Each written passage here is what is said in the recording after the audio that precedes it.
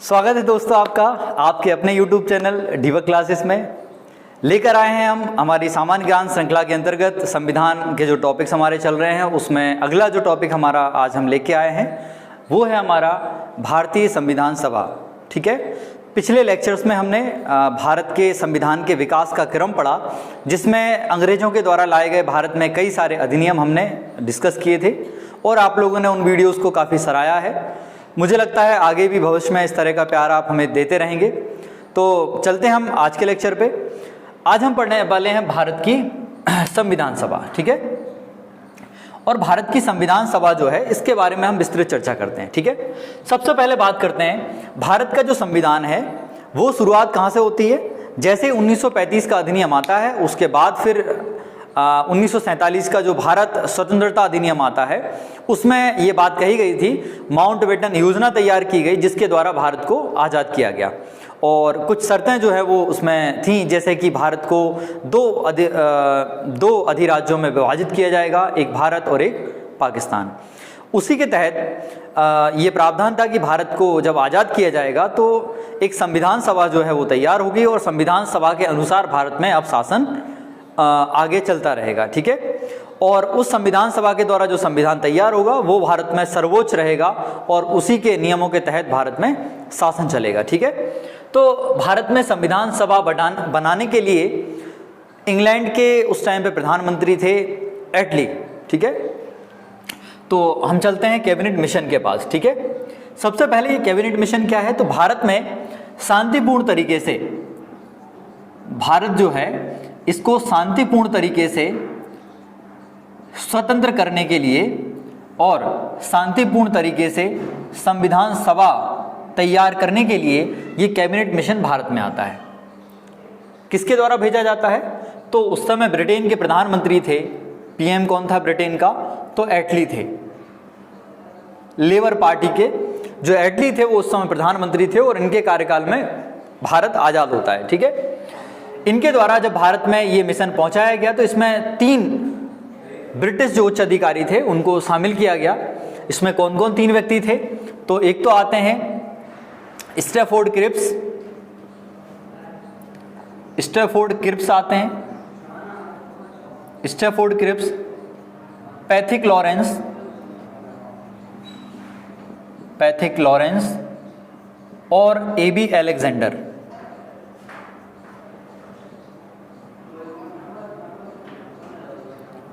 ये 3 सदस्य जो हैं वो कैबिनेट मिशन के द्वारा भारत में आते हैं। ठीक है, दूसरी बात हम करें कि भारत में कैबिनेट मिशन कब आता है, तो भारत में कैबिनेट मिशन आता है 24 मार्च 1946 को। ठीक है, 24 मार्च 1946 में 1946 में भारत में आता है कैबिनेट मिशन। और इस मिशन के द्वारा भारत में संविधान किस तरह का बनेगा, संविधान सभा किस तरह की होगी, उसका जो निर्णय है वो लिया जाता है। ठीक है, तो संविधान सभा जो है वो तैयार होती है और संविधान सभा का गठन इसके द्वारा कब किया जाता है, तो ये किया जाता है जुलाई 1946 में। जुलाई 1946 में भारत में संविधान सभा गठित हो जाती है। ठीक है, अगर बात करें इसमें कितने सदस्य थे, तो संविधान सभा में 389 सदस्य टोटल थे, जिनमें से 292 ब्रिटिश प्रांतों के होंगे, 4 चीफ कमिश्नरी क्षेत्रों के होंगे और बचे हुए कितने 93 है ना, सॉरी यहाँ पे 92 है। 292 ब्रिटिश प्रांतों के होंगे, 4 चीफ कमिश्नरी क्षेत्र के होंगे और 93 जो हैं ये किसके होंगे, रियासतों के। जो भारत में अलग अलग रियासतें थीं उनसे कितने सदस्य चुनकर आएंगे, 93। तो संविधान सभा में 389 सदस्य कुल होंगे, जिनमें से 292 ब्रिटिश प्रांत के, 4 चीफ कमिश्नरी क्षेत्रों के और 93 अलग अलग रियासतों के। ठीक है, इस तरह से। हाँ, मगर एक चीज़ याद रखना है कि भारत में एकमात्र ऐसी रियासत भी थी जहाँ से कोई भी सदस्य चुनकर नहीं आया, और वो रियासत कौन सी है, हैदराबाद। तो हैदराबाद रियासत से कोई भी व्यक्ति संविधान सभा में नहीं चुन के आया है, ये भी याद रखना है। ये जो अलग अलग सदस्य हमने रखे हैं इनका चुनाव होता है और चुनाव के दौरान अलग अलग पार्टीज को अलग अलग जो वोट्स हैं वो मिलते हैं। इस क्रम में अगर बात करें तो जो जनसंख्या के अनुपात में हमने क्या किया, ये 389 जो सीट थी यानी 389 सदस्य थे, उनको हमने जनसंख्या के प्रतिनिधित्व के रूप में रखा था, यानी कौन सा व्यक्ति कितनी जनसंख्या का प्रतिनिधित्व करेगा उसके आधार पर। तो यहाँ पर यह था कि प्रत्येक व्यक्ति एक सदस्य जो रहेगा वो 10 लाख जनसंख्या का प्रतिनिधित्व करेगा, ये प्रावधान था, ये याद रखना है, ठीक है। प्रत्येक 10 लाख की जनसंख्या पर एक सदस्य जो है वो चुना गया था संविधान सभा में। इसके अलावा ये जो प्रतिनिधि थे ये मुख्यतः 3 अलग अलग समुदायों में बांटे गए थे। इनमें 3 समुदाय कौन कौन से आते हैं, तो एक तो था मुस्लिम समुदाय, एक आता है आपका सिख समुदाय और एक आता है सामान्य समुदाय। यानी जो बची हुई जनता थी वो सब किस में आ रही थी, सामान्य समुदाय में। तो संविधान सभा का जो प्रतिनिधित्व था उसको 3 वर्गों में बांटा गया था, एक मुस्लिम, दूसरा सिख और तीसरा सामान्य। तो इस प्रकार से हमारी संविधान सभा जो है वो बनकर तैयार होती है। 389 जो हैं टोटल इसके अंदर सदस्य जो हैं वो रखे जाते हैं। और अब बात करें हम कि जो 389 सदस्य थे जिनका चुनाव हुआ, उनमें महिलाएं कितनी थी और SC ST के कितने लोग थे। तो SC ST की संख्या उसमें कितनी होती है, 33। 389 में से 33 अनुसूचित जनजाति के थे और 15 जो है वो महिलाएं थी। ये क्वेश्चन काफ़ी IMP है ना, इस चीज़ को हमेशा ध्यान रखना, ये इन्फॉर्मेशन महत्वपूर्ण है कि संविधान सभा में कितनी महिला सदस्य थीं, तो 15 महिला सदस्य थीं और इनके नाम भी हमें याद करना है क्योंकि ये जो महिला सदस्य हैं इनके नाम कई बार एग्जाम में पूछे जाते हैं और ये महिला वो 15 सदस्य हैं जिनके बारे में हम बात करते हैं, ठीक है। क्वेश्चन किस तरह का आता है इसमें, तो ऐसा आता है कि इनमें से कौन संविधान सभा की महिला सदस्य नहीं रही, ठीक है। तो ऐसे क्वेश्चंस पूछे जाते हैं, कौन कौन रही हैं एक बार आप लोगों को जरूर पढ़ लेना है और थोड़ा दिमाग में रखना है कि कौन कौन महिला सदस्य संविधान सभा में बनी है। जैसे बात करें, पहली सदस्य रही हैं अम्मू स्वामीनाथन, एनी मैशकरीन, है ना, बेगम एजाज रसूल, दक्षयानी वेलियादुन, जी दुर्गाबाई, हंसा मेहता, कमला चौधरी और मालती चौधरी, ये दोनों को चौधरी हैं, याद रखना है। फिर आती हैं लीला रे, पूर्णिमा बनर्जी, रेणुका राय, है ना, ये कुछ महत्वपूर्ण सदस्य थी 11। इनके बाद जो सदस्य आती हैं वो कुछ ऐसी सदस्य हैं जो कहीं ना कहीं दूसरे पदों पर भी महत्वपूर्ण रही हैं, तो इनकी कुछ साथ में डिटेल भी देखते चलेंगे। जैसे सरोजनी नायडू, ये कौन थी, तो भारत में पहली महिला राज्यपाल कौन होती है, सरोजनी नायडू। तो इनके बारे में ये भी याद रखना है कि भारत की पहली महिला राज्यपाल कौन थी, सरोजनी नायडू। फिर आती हैं राजकुमारी अमृत कौर। राजकुमारी अमृत कौर जो है वो भारत की पहली महिला केंद्रीय मंत्री थी, भारत में पहली महिला केंद्रीय मंत्री। और ये कौन सी मंत्री बनी है, तो स्वास्थ्य मंत्री। याद रखना बहुत आसान है, अगर अमृत पियोगे तो स्वस्थ रहोगे, ठीक है। तो अमृत कौर से क्या बनेगा, स्वास्थ्य मंत्री, ठीक है। तो पहली महिला केंद्रीय मंत्री और कौन सी मंत्री बनी थी, ये पहली स्वास्थ्य मंत्री, तो इनको भी याद रखना है। फिर अगली जो महिला आती है वो आती है सुचिता कृपलानी। सुचिता कृपलानी जो है भारत की पहली महिला मुख्यमंत्री, ठीक है, फर्स्ट महिला मुख्यमंत्री जो है ये बनती है। कौन से राज्य की पहली महिला मुख्यमंत्री बनी थी, यूपी की, तो इनको भी याद रखना है। फिर आती है विजय लक्ष्मी पंडित। विजय लक्ष्मी पंडित के बारे में खास ये है कि संयुक्त राष्ट्र महासभा में भारत की ओर से पहली महिला अध्यक्ष कौन थी, विजय लक्ष्मी पंडित। तो यूनाइटेड नेशंस जो महासभा है इसमें पहली महिला अध्यक्ष कौन होती हैं, विजय लक्ष्मी पंडित होती हैं। तो ये काफ़ी महत्वपूर्ण जानकारी है, इनको अच्छे से याद रखेंगे आप लोग, ठीक है। अम्मू स्वामीनाथन, एनी मैशकरीन, बेगम एजाज, ये काफ़ी महत्वपूर्ण है, ठीक है। तो ये 15 महिलाओं को आपको याद रखना है। चलते हैं आगे। इस तरह से भारत की जो संविधान सभा है वो गठित हो जाती है और संविधान सभा गठित होने के बाद फिर होता है इसका पहली बैठक, ठीक है। पहली जो मीटिंग इसकी होती है वो कब होती है, तो याद रखें 9 दिसंबर 1946 को। 9 दिसंबर 1946 को संविधान सभा की पहली बैठक होती है और उस बैठक में महत्वपूर्ण काम क्या होता है, सबसे पहले तो संविधान सभा का अस्थायी अध्यक्ष किसे नियुक्त किया जाता है, तो सच्चिदानंद सिन्हा चुने जाते हैं और ये इसलिए चुने गए थे क्योंकि संविधान सभा में सबसे उम्र दराज जो व्यक्ति थे वो सच्चिदानंद सिन्हा ही थे और इनको अस्थायी सदस्य जो है वो अस्थायी अध्यक्ष जो है संविधान सभा का नियुक्त किया जाता है। ठीक है, और इसके अलावा पहली जो बैठक हुई उसमें एक चीज़ और याद रखना है कि ये बैठक हुई कहाँ पर, है ना। तो संविधान सभा की जो पहली बैठक होती है वो होती है कहाँ पर, दिल्ली में स्थित कौंसिल भवन में जो पुस्तकालय है वहाँ पर इसकी पहली बैठक होती है। ठीक है, कहाँ पर, दिल्ली में कौंसिल भवन के पुस्तकालय में, कौंसिल जो था कौंसिल भवन उसके पुस्तकालय में होती है इसकी पहली बैठक। तो ये चीज़ महत्वपूर्ण है। ठीक है, तो प्रथम बैठक जो है वो 9 दिसंबर 1946 को होती है। उसके बाद इसकी जो दूसरी बैठक होती है एक तरह से वो होती है 11 दिसंबर को और उसमें चुना जाता है डॉक्टर राजेंद्र प्रसाद को स्थायी अध्यक्ष, मतलब 2 दिन बाद। ठीक है, तो 11 दिसंबर 1946 को इसकी अगली बैठक में स्थायी अध्यक्ष के रूप में किसे चुना जाता है, डॉक्टर राजेंद्र प्रसाद को स्थायी अध्यक्ष बनाया जाता है संविधान सभा का। ठीक है, तो ये प्रावधान था। इसके बाद हम चले आगे तो संविधान सभा जो है इसकी कार्यवाही शुरू होती है। ठीक है, तो संविधान सभा की कार्यवाही जब शुरू होती है तो सबसे पहले जवाहरलाल नेहरू के द्वारा, जो देश के पहले प्राइम मिनिस्टर हुए जवाहरलाल नेहरू, इनके द्वारा 13 दिसंबर 1946, डेट याद करना काफ़ी आसान है। 9 दिसंबर पहली बैठक, है ना, अस्थायी सदस्य चुने गए, 2 दिन बाद स्थायी सदस्य चुने गए डॉक्टर राजेंद्र प्रसाद, और फिर अगले 2 दिन बाद यहाँ पर इसकी कार्यवाही शुरू हो जाती है।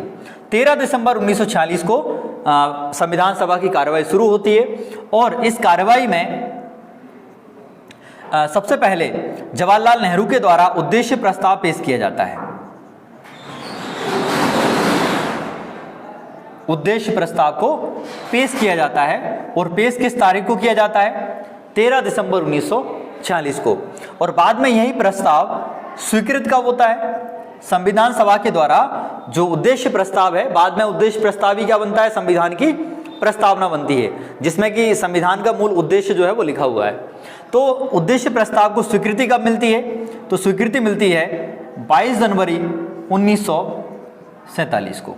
22 जनवरी 1947 को ये जो उद्देश्य प्रस्ताव था जो जवाहरलाल नेहरू के द्वारा पेश किया गया था उसको स्वीकृति प्राप्त होती है। ठीक है, तो ये पूरा जो प्रोसेस है ये होता है। उसके बाद फिर क्या होगा, जैसे ही आपका पूरा जो संरचना है वो तैयार हो जाएगी, अध्यक्ष बन चुके, सदस्य बन चुके, और जो इसकी पहली मीटिंग्स वगैरह हैं उसमें उद्देश्य प्रस्ताव जो है वो पारित किया जा चुका। इसके बाद क्या है, संविधान की जो मूल प्रक्रिया है उसके बनने की प्रक्रिया वो शुरू होती है, और मूल बनने की जो प्रक्रिया वो शुरू होती है तो उसके साथ में ही कई सारी समितियां बनना शुरू होती हैं। ठीक है, तो हम पढ़ेंगे आगे कई सारी समितियां जो कि बनाई गई थी इस संविधान सभा के संचालन के लिए। ठीक है, तो कौन कौन सी समितियां हैं, समितियों के साथ साथ में हम अध्यक्षों की भी चर्चा करेंगे। ठीक है, तो प्रमुख समितियां और उनके अध्यक्ष, पहले बात करें तो आता है संचालन समिति और दूसरी है राष्ट्रध्वज संबंधी तदर्थ समिति। ठीक है, तो इन दोनों समितियों का अध्यक्ष कौन होता है, डॉक्टर राजेंद्र प्रसाद। राजेंद्र प्रसाद को बनाया गया था संचालन समिति, यानी संविधान सभा का संचालन कौन करेगा, अध्यक्ष करेगा, तो उनकी ही अध्यक्षता में संचालन समिति बनाई गई, और राष्ट्रध्वज संबंधी समिति भी डॉक्टर राजेंद्र प्रसाद की अध्यक्षता में बनाई गई। अगली समिति है संघीय संविधान समिति, यानी संघ के सारे जो विषय हैं वो संविधान में कौन देखेगा, और संघ शक्ति समिति, संविधान में संघ को जो शक्तियां मिलेंगी उसके लिए जो समिति बनी है उसके अध्यक्ष कौन थे, जवाहरलाल नेहरू थे। तो जवाहरलाल नेहरू बनाए गए संघीय संविधान समिति और संघ शक्ति समिति के अध्यक्ष। फिर आता है प्रांतीय संविधान समिति और मौलिक अधिकारों एवं अल्पसंख्यक संबंधी परामर्श समिति। इन दोनों समितियों के अध्यक्ष बनते हैं सरदार वल्लभ भाई पटेल। सरदार वल्लभ भाई पटेल ये बनते हैं इन दोनों समितियों के अध्यक्ष। और आपको पता ही होगा कि प्रारूप समिति के अध्यक्ष कौन बनते हैं, doctor B R. Ambedkar. Doctor B R. Ambedkar जो हैं इनको बनाया गया प्रारूप समिति का अध्यक्ष। ठीक है, तो ये हो गया हमारा यहाँ तक प्रारूप समिति जो है वो तैयार हो गई। ठीक है, अगला हमारा जो टॉपिक है, इतनी सारी जो समितियाँ हमने पढ़ी हैं उन समितियों में जो प्रारूप समिति है वो एक महत्वपूर्ण समिति थी और इसके द्वारा ही संविधान का पूरा प्रारूप तैयार किया गया था। तो प्रारूप समिति जो है इसका गठन किया गया था 29 अगस्त 1947 को और इसमें कुल 7 सदस्य जो हैं वो रखे गए थे। अध्यक्ष रखा गया था डॉक्टर भीमराव अंबेडकर को, जो कि अध्यक्ष थे इस समिति के। इसके अलावा 6 सदस्य और थे, तो कुल 7 थे, अंबेडकर को छोड़कर 6 थे। वो 6 सदस्य कौन कौन हैं देखिए। दूसरे नंबर पे आते हैं एन गोपाल स्वामी अयंगर, अल्लादी कृष्णा स्वामी अय्यर, कन्हैयालाल मणिकलाल मुंशी, सैयद मोहम्मद सादुल्ला और एन माधवराव और टी कृष्णामाचार्य। अच्छा, ये दोनों जो बने हैं एन माधवराव BL मित्र के स्थान पर बने थे और टी कृष्णामाचार्य जो है वो DP खेतान के स्थान पर बनाए गए थे। तो ये समिति में आप एक चीज़ ध्यान दे रहे होंगे कि इसमें सारे सदस्य, अगर हम एक मुस्लिम सदस्य को छोड़ दें सैयद मोहम्मद सादुल्ला को, तो जितने भी सदस्य हैं वो सब कहीं ना कहीं भगवान श्री कृष्ण के नाम पर रखे गए हैं। तो ये याद करना और ही आसान हो गया कि जो 6 सदस्य हमारे बनाए गए हैं वो कृष्ण के नाम पर है। जैसे यहाँ पर गोपाल शब्द आ रहा है, यहाँ कृष्णा, यहाँ पर कन्हैया, यहाँ पर माधव और यहाँ पर कृष्णा। तो इस तरह से कृष्ण के नाम पर ये सदस्य बनाए गए। और एक चीज़ और ध्यान दें, जो कृष्ण के नाम पे नहीं था वो हट गया। जो कृष्ण के नाम पे नहीं बनाया गया उसे क्या कर दिया गया, बीच में ही हटा दिया गया। ठीक है, चलते हैं आगे। 3 जून 1947 को जो माउंटबेटन योजना बनाई गई थी, उस योजना के अनुसार ये प्रस्तावित था कि भारत 2 भागों में बांटा जाएगा, एक भारत और दूसरा पाकिस्तान। और इस तरह से 3 जून 1947 को इस योजना के अनुसार भारत को बांट दिया गया। और जब भारत को बांटा गया तो भारत में जो संविधान सभा थी उसके कितने सदस्य रह गए भारत में, 324, और बचे हुए कुछ सदस्य जो मुस्लिम लीग के थे वो पाकिस्तान में चले गए। तो कितने बचते हैं हमारे पास, 324, जिसमें से 235 प्रांतों के थे और 89 जो थे वो रियासतों से आए थे। ठीक है, इसके बाद जब हमारा बंटवारा हो जाता है तो बंटवारे के बाद फिर हम क्या करते हैं, संविधान सभा का पुनर्गठन करते हैं। ठीक है, और जो पुनर्गठन होता है वो होता है 31 अक्टूबर 1947 को। महत्वपूर्ण डेट है, याद रखना है अच्छे से कि 31 अक्टूबर 1947 को संविधान सभा का पुनर्गठन हुआ। और पुनर्गठन में सदस्यों की संख्या कितनी निर्धारित हो गई, 299, 299, जिनमें से 229 प्रांतों से थे और 70 सदस्य रियासतों के थे। ठीक है, तो इस तरह से संविधान सभा जो है इसका पुनर्गठन हो गया। फिर चलते हैं आगे। तो प्रारूप समिति जो है इसके द्वारा पहली रिपोर्ट जो संविधान सभा को दी गई वो कब पेश की गई, 21 फरवरी 1948 को। उसके बाद पहला वाचन। अब देखो ये वाचन क्या है, जब संविधान की पहली रिपोर्ट पेश हुई प्रारूप समिति के द्वारा तो इसका मतलब संविधान बनकर तैयार हुआ। अब केवल उसकी जांच करना था कि इसमें कहाँ पर कमी रह गई है। तो जांच कब करेंगे, जब उसको पढ़कर सुनाएंगे। तो संविधान सभा के समक्ष जो पहली रीडिंग कराई जाती है वो होती है 4 नवंबर से लेके 9 नवंबर 1948, ये पहली रीडिंग। फिर उसमें जो सुधार हो गए उसके बाद अगली रीडिंग एक बार और होती है, उसको दूसरी रीडिंग कहा गया। ये 15 नवंबर 1948 से लेके 17 अक्टूबर 1949 तक होती है दूसरी रीडिंग। और उसके पश्चात जो तीसरी रीडिंग है वो होती है 14 नवंबर से लेके 26 नवंबर 1949 को। और फाइनली 26 नवंबर 1949 को हमारा संविधान बनकर तैयार हो गया। ठीक है, तो ये याद रखना है, फाइनली संविधान बनकर तैयार कब हुआ, तो 26 नवंबर 1949 को। इसके पश्चात संविधान सभा ने संविधान बनाने के अलावा और भी कई सारे काम किए थे, है ना। तो एक बार इन पर नज़र डाल लेते हैं कि और क्या क्या काम संविधान सभा के द्वारा किए गए, जिनमें पहला काम था राष्ट्रमंडल में भारत की सदस्यता का सत्यापन संविधान सभा के द्वारा किया गया था मई 1949 में। राष्ट्रमंडल एक संगठन है, वर्तमान में भी राष्ट्रमंडल खेल आपने सुने होंगे।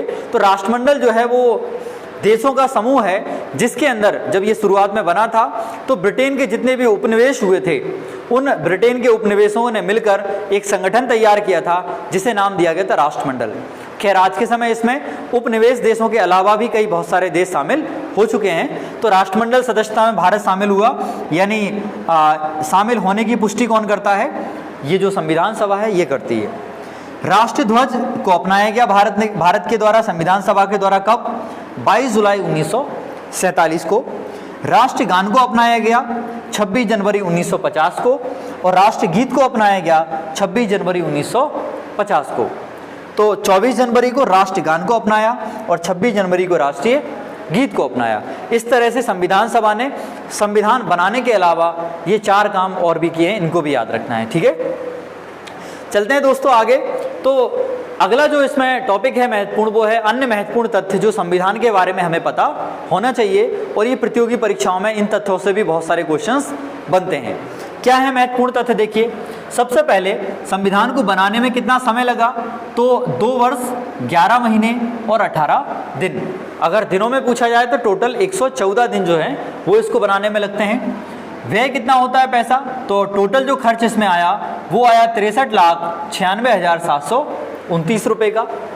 मूल संविधान जो बना उसमें 22 भाग थे, 395 अनुच्छेद थे और 8 अनुसूचियाँ। और अगर पूछे वर्तमान संविधान में कितने हैं, तो यहाँ पर 8 अनुसूचियों की जगह 12 अनुसूचियाँ करना है। इसके अलावा सारा का सारा वैसे ही रहेगा, ठीक है। उसके बाद देखें, संविधान से पूर्व लागू होने वाले अनुच्छेद कितने थे? 15। संविधान लागू कब हुआ?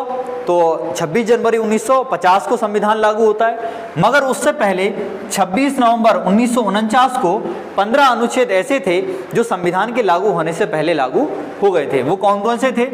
अनुच्छेद 5, 6, 7, 8 और 9, ये लगातार अनुच्छेद हैं। उसके बाद अनुच्छेद 60, 324, 366, 367, 379, 80, 388 और उसके बाद फिर लगातार 391, 92 और 393। इस तरह से ये अनुच्छेद 15 हैं जो कि संविधान के लागू होने से पहले लागू कर दिए गए थे।